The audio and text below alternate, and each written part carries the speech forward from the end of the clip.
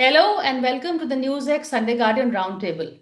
Where today we're taking a look at something that is, I think, hassling every Indian here, especially with those who are applying to go abroad. The US crackdown on the visas. This is something which has come out like a bolt from the blue. Students have already got admission to colleges in the US. In fact, about one third of the foreign students who study in the US are from India. About 52% of our own Indian students go and study abroad. So when the US is cracking down, they of course are saying there's a freeze on the visa. We are going to be taking a look and screening your social media profile. It's part of the larger ideological war that Trump is fighting. But in the end of the day, it is our students who are going to suffer. So what are the options? What is a lot of people have got the admissions. They've got also the dates for the visa interviews. Those dates have been frozen. What is there for the future for them? And what are the other options in other countries? That is something I'm going to be trying to answer today. I am joined by a panel of experts. Joining me on the show is Anjali Raghveer. She is the founder of Writer's Key. It's a leading education consultancy that provides college counseling, creative writing, and admissions to guidance and admission to high school students. Also joining us is Lakshmi Iyer. She's a managing director of Study In, which was previously known as SIUK in India.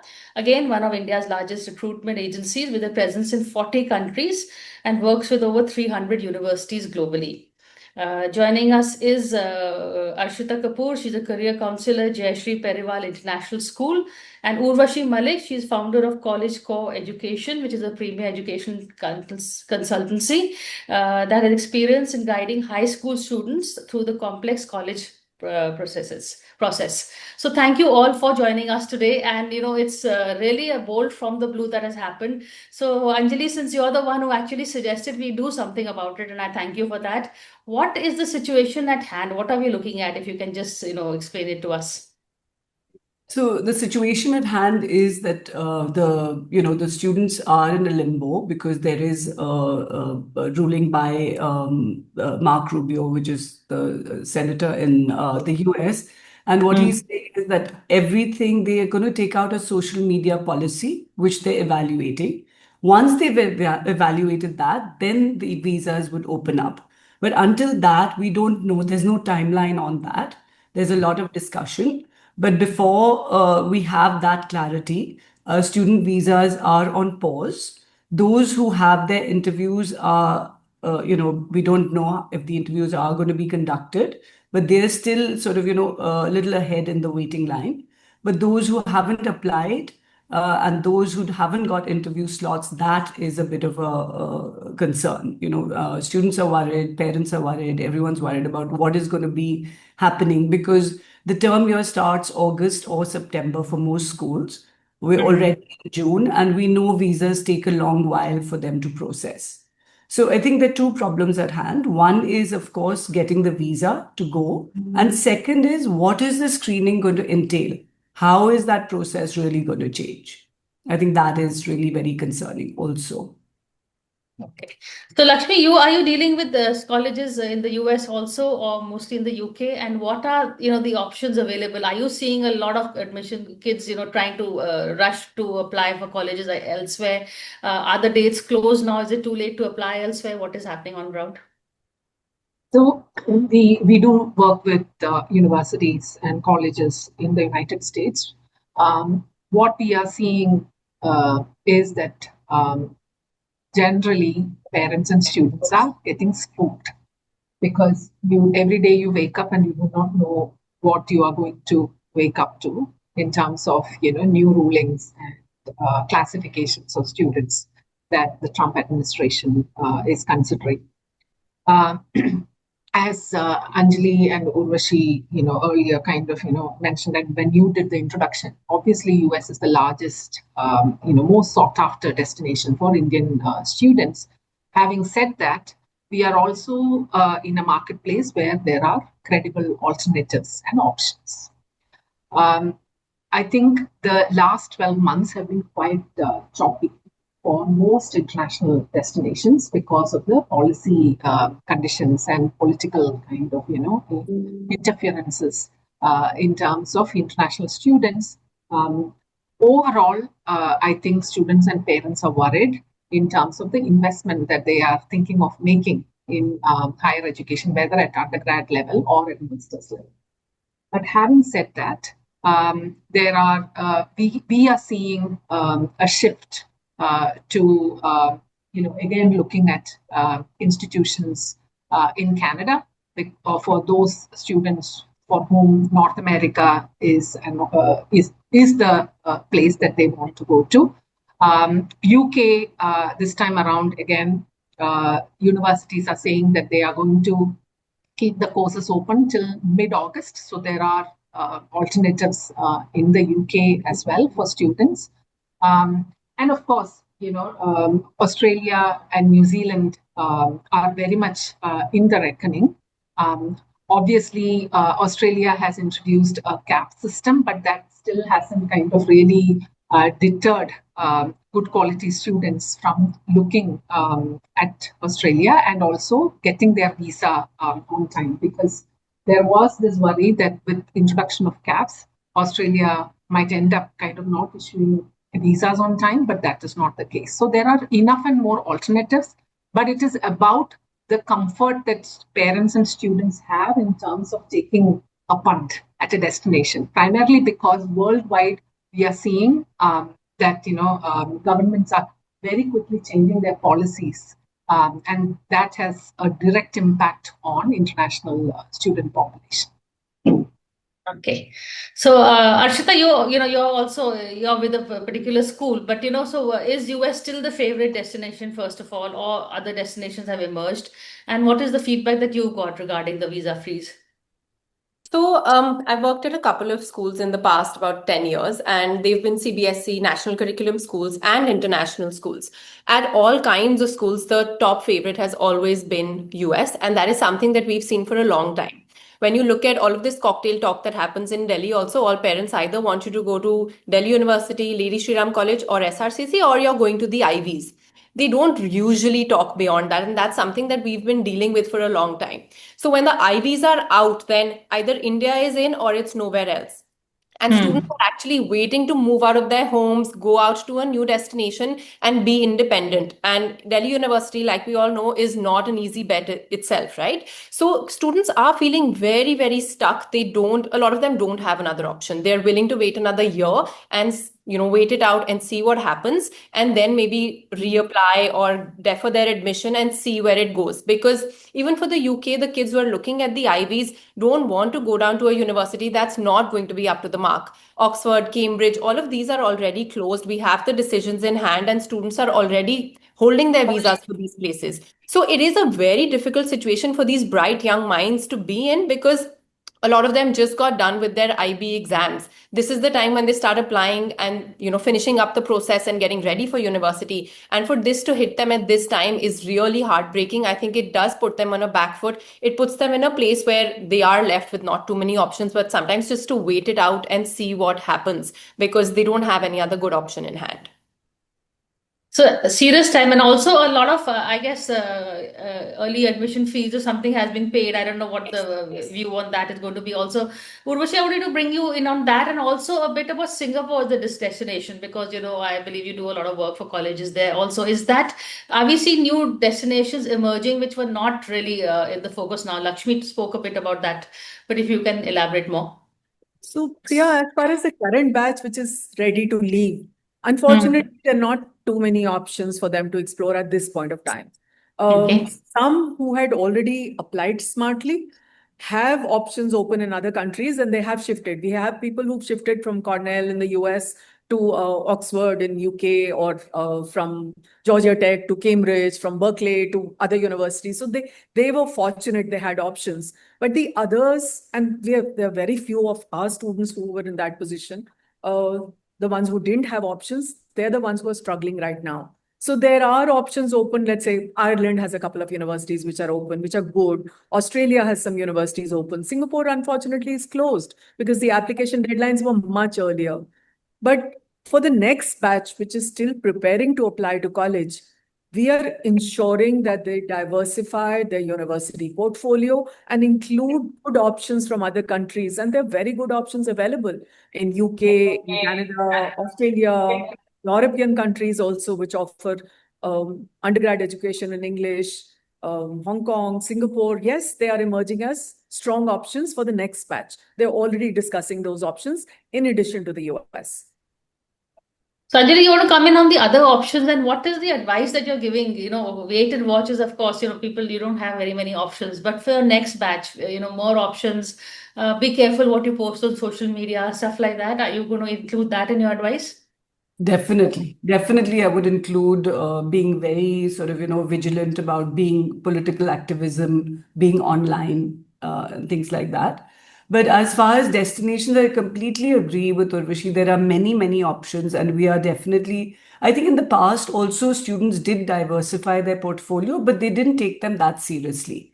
And having said that, students put in the US application, literally, students are building it up over 3 years. They've put in blood and sweat, literally, with the SATs, AP exams, and you have it. A whole gamut of things goes into that US application. So, having said that, yeah, US would be definitely a priority, but parents are also coming to us and saying that, we would like to not go to the US. We would like to think of other countries as options. And there is a plethora of options. I mean, UK definitely is a very popular second. There is Australia, there is Europe, Singapore. Singapore is a hot option as well, but very limited seats again for international students. Hong Kong University, that's also an excellent option. Canada, again, people are wary because of political situations, visas. They don't know. Everybody wants certainty now, I think. Right. And a big bang for the buck. The US is a very expensive destination, but if they're going to threaten to pull out OPTs and, change that whole scenario, it's no longer going to be attractive for students. You're paying somewhat upward of 70 lakhs, 60 to 70 lakhs a year for a 4-year education. So you're paying something like 2.5 crores. And if you're not in a position to earn that back in 5 years, there's no way that they'll be able to repay their loans or anything. It's going to become a very elite, option for only the elite, I feel, the US. One, because it's formidably expensive. Two, there's no certainty of getting back your investment. Well, that's a good point. I want to pick that up with you, Lakshmi. Is that there's no guaranteeing jobs. Early on a Harvard or a Stanford education would get you a certain job. Now we are not seeing that happen also either because for various reasons. So, what are the good career options that you would advise students for? What are students looking at? And is that myth of Harvard, the Ivy League myth, you see that busting anytime soon? I mean, it already seems to be fraying at the edges. Yeah. Thanks, Priya. It's kind of evolving into an interesting kind of discussion. Things that counselors like ours are always kind of grappling with. Much as this has been a very UG centric discussion, I do want to remind us as a group that India is largely a net sender of master's aspirants. Yeah, of the 750,000 students that go out of India annually for higher education overseas. 85% of them, more or less, constitute the students who have finished their undergraduate education here in the country and are looking to pursue their masters. Having said that, whether it is an undergrad aspirant or a master's level student, India remains a very return on investment focused market. We are all looking for getting the biggest bang for our buck, especially when we are investing upwards of, say, 50 lakhs of rupees for a 1-year master's to, like what Anjali said, 2.5 crores for a very elite private university education at an undergraduate level. You are absolutely right that there are no more any guarantees because that is what is kind of turning out to be quite scary for students and parents. They can't kind of take those decisions on the basis of certain policies that exist at the point of application, like an OPT in the case of the United States, or a post-study work in the case of the UK, and so on and so forth. But what I feel is that counseling per se, as we all know now, is going to kind of change in the next 5 to 10 years because of the pervasive influence of AI. And how we are having to counsel students for jobs that probably we don't even know will exist. And it sounds quite cliche, but that is the honest truth. But there are certain areas that are going to be having jobs, I think, in the coming years, whether it is sustainability, climate action, analytics. Data analytics will kind of get into every single field that we know of. Whether it is health informatics to digital marketing informatics. Data will get into all of these places. Mobility, as in transport and mobility, will be the other area where there will be jobs. We are talking of companies like Waymo of Google already clocking over 1 million rides just in California. And so the driverless cars are going to be, we are going to see that within the next 10 years or so. And people who can work on all these areas are going to be much sought after. Healthcare is another place where we are going to find jobs. When you look at the recasting of some of the immigration policies of all of these recipient nations, as I call them, of international students, you find that they are redefining the areas where they want graduates. If you see the recent changes that Canada made in terms of its policies, it said that someone who's doing a plain vanilla business program is no longer eligible for a post-study work, and contrast that with someone who has work, who is going to study a health-related area. There will be takers for them. So I think students and parents will need to kind of take a pause and figure out what it is that they want to study and why, because we remain, irrespective of whatever socioeconomic classification our students come from, we all remain very much focused on outcomes. One more point I want to kind of pick up, because Arshita made a reference to that, which is about campuses that are coming up in India. So in the last kind of 3 months, about 5 UK universities have announced the opening of their campuses here in India. And I think that is also a very interesting development in the international education landscape. Yeah, that's a good point. I missed that. Thank you. I'm going to come back after a quick break, and let's shift the discussion to what we were talking about, the career options and what we would advise the students, not where to go, but also what to pick up, what topics to pick up, what are the new career options. But after a very short break, so stay with us.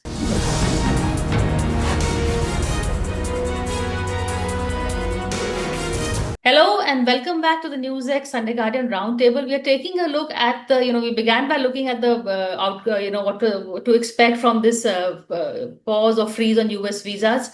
But going beyond that, Arshita, if you can take up where Lakshmi left off from, the new career options, what are you advising in terms of new destinations? We've discussed that, but in terms of new career options also, fields to take up. So in terms of new destinations is something that, of course, Lakshmi also took up, is that India is coming up heavily alongside, UAE is coming up a lot as well. We've seen a lot of international universities opening up in these areas, and parents have started to look at these destinations kindly as well. They're closer to home, they're easier. They also give better return on investment. Staying back in the country has always been more feasible. It is looked at as one of the best options, and that is an advice that I always give to the parents that I'm working with, that staying back for your undergrad is actually a smarter thing to do, and then maybe look at going out for your masters. Something that we've noticed over the years is that, of course, there's still a huge number of students applying for computer science, AI related courses, data science, psychology, but now kids have started to look at niche fields as well. Because I work in the undergraduate setup, there is still a lot of students who are still undecided, applying with not particular majors. They're looking at liberal arts universities, which is why I think in India there's been a huge jump of students looking at liberal arts, looking at courses that will allow them to have skills that are going to be more well-rounded, something that they can use across various fields. Similar to what everyone has been saying, which is that we don't know what the jobs are going to be of the future. What we do today might actually not exist in the next 10 years. Correct. We have to have skills that are going to be something that they can use in any field, which is why soft skills become so important. The emotional quotient becomes so important. EQ has been given so much more weightage in all of the courses that they look at, because I think that is important. Ultimately, being able to deal with humans is something that we tell our kids is going to be a must. So humanities has seen a huge jump in where I look at it from. So those kind of courses. Okay, Rushi, your take on what advice you would give students in terms of career options. So, Priya, like the others have been saying, the careers are evolving and changing at a pace that you can't even keep up with that pace. So, it's important to develop skills, become lifelong learners so that you can start picking up whatever new careers come up. Lakshmi very nicely listed out a lot of new age careers which students should start exploring. In it, I just wanted to add renewable energy is another area which is going to Good come. point. And that is another area students should explore very actively. And yes, AI is going to change careers, existing careers in a big way, and also bring up new career options which haven't existed as yet. So it's about keeping your eyes and ears open, learning how the world is evolving and adapting to the changes, and selecting careers not just on the basis of what suits you academically, but also what is practical and fits you emotionally. This emotional EQ bit, even Ashita referred to it. Anjali, can you elaborate a bit on that? And also, if this is the age of machines, the age of AI and data. So, is that what happens to someone who the old liberal art student? Where do they go? Good point. So I think, like the others have mentioned, I mean, soft skills are important. And I love what Urvashi said about being a lifelong learner. I think that is something that if we can inculcate that love of learning within students, it will really keep them updated. Students who come to me and say they want to do accounts and, things like that, I'm like, these are going to be things which are going to be very easily replaced. So we definitely need to look ahead and see. See, no one can predict it, but do know that AI is going to feature in a very large way in terms of how it's replacing jobs. So we really need to keep ahead and see what is replaceable and what is impossible without that human intelligence or that human touch. Like design, I think is a huge career, which could really be something which you do need the human element. And I'm not talking about just because AI can, you don't need Canva anymore. You can tell AI to generate an image. That's fine. But the real design sense that goes in, the whole planning and things like that, those are careers which could be very interesting, which were earlier looked down upon. I mean, nobody really wanted to do an art or a design career. That was really not something legit. It was always the STEM which got the the big center space. But having said that, I mean, people are very science oriented. STEM is always going to be popular, but it's just that you have to keep ahead of the curve and make sure that you're updating yourself constantly. But is there also, Lakshmi, a more focus and more vocational based, skill based degrees rather than, because I remember I heard Trump saying, or somebody quoting Trump in some debate, saying that, the funding that he's stopping to Harvard because all it does is debate ideology, he wants to send it off to trade colleges. And that seems to be something that his Republican vote base would like, because as one of the commentators on that discussion show said that most of these graduates from these liberal elite colleges actually vote for Democrats. So that's the other political background to it. But do you see more emphasis on vocational courses or courses that teach skills rather than an academic? No.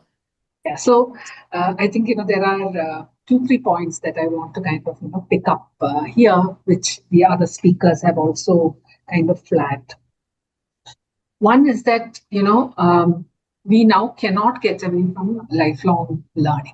Gone are the days when you finished a degree, you went into the workforce, and then you sort of kind of became more specialized in whatever that you did, and then you continued. You just can't do that. And I think in the last 25 years, what's really gathered momentum is the world becoming more and more borderless. Obviously, in our minds, we have lots of borders, but what happens somewhere in China does affect the rest of the world, like we saw with COVID. And so on and so forth. What Trump is doing is affecting everything that is going on here in India and elsewhere. So, borderless world and all of the problems that humanity faces right now, they are all large issues. Whether it is food security, energy security, securing the the working class people their right to work, because if more robots and come into the workforce, that means they take away jobs that would have employed millions of people.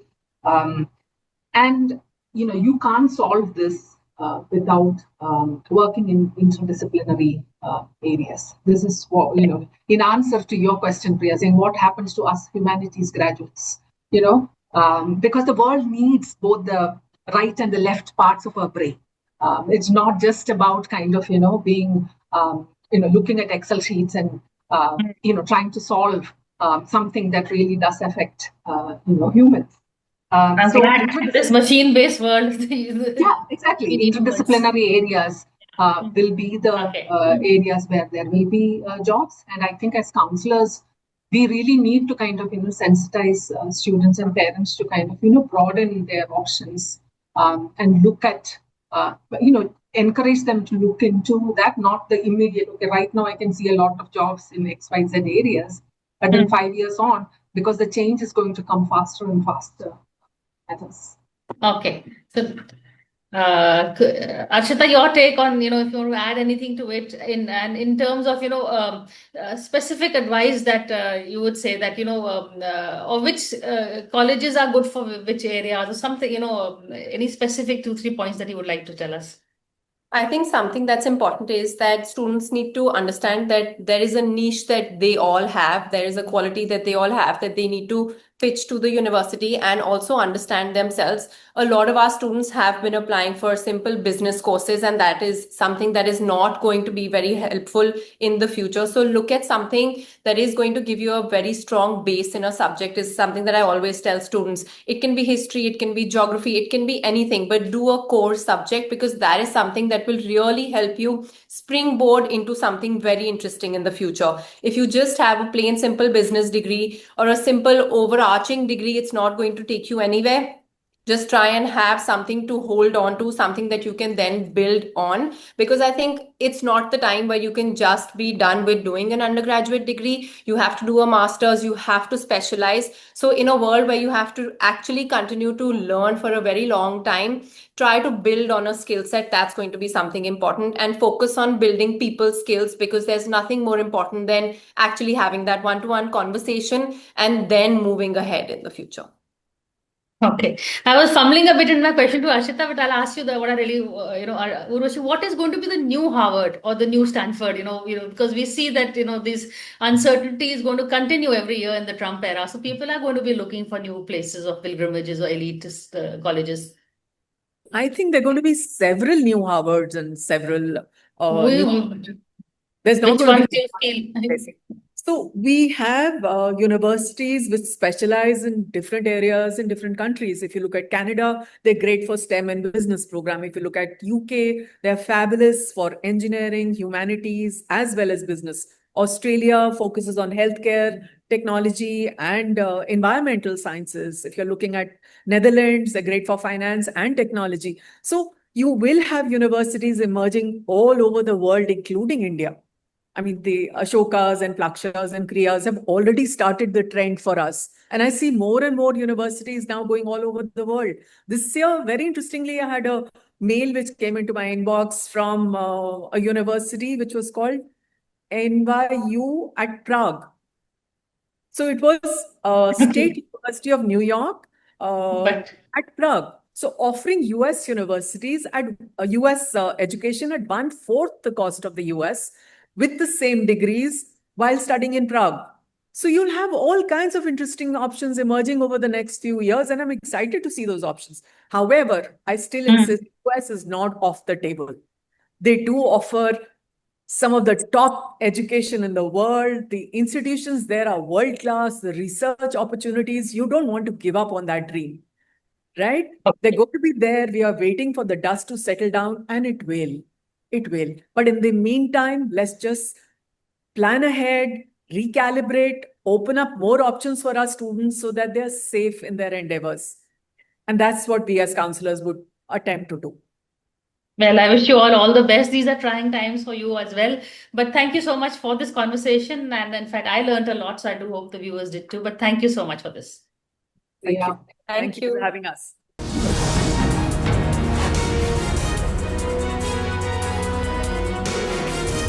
For more such videos, subscribe to the NewsX YouTube channel, hit the bell icon.